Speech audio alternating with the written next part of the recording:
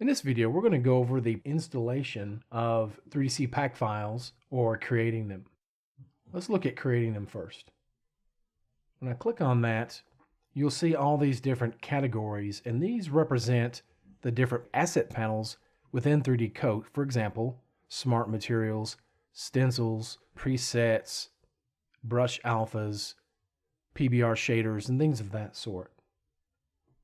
You can select an entire section like this, or deselect, or select them manually one at a time.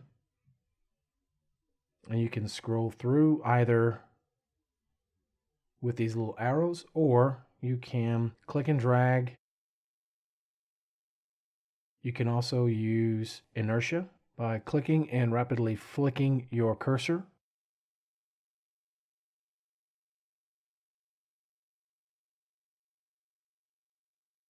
And once you've made your selection, you can hit OK, and it will generate a 3DCpack file.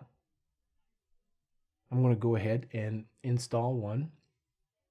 I want to install a new wood smart material pack. So each of these represents a folder, if you will, a category folder for different types of smart materials.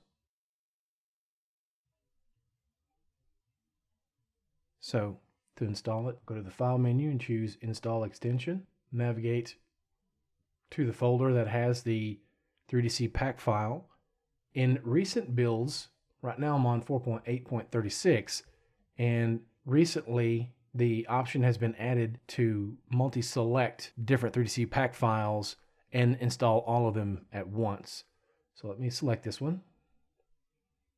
I'll get a prompt telling me that 3D Coat needs to be closed and restarted. So let's go ahead and do that. And now I can see I have a new smart material folder. I'll click on that. That's a preview of all of them.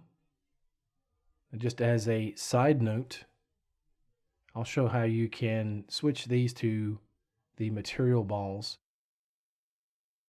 Let's go to the Smart Material Editor. And I'm going to change the mapping type to cube mapping. Save.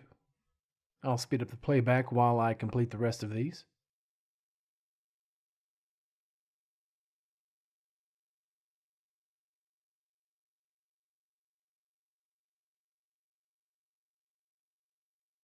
Also, if you happen to utilize the 3D Coat scan library, when you download these, you can also install them with the same methodology. Okay, so that's going to conclude this look at installing 3DCpack files in 3D Coat. Thank you for watching. We will see you next time.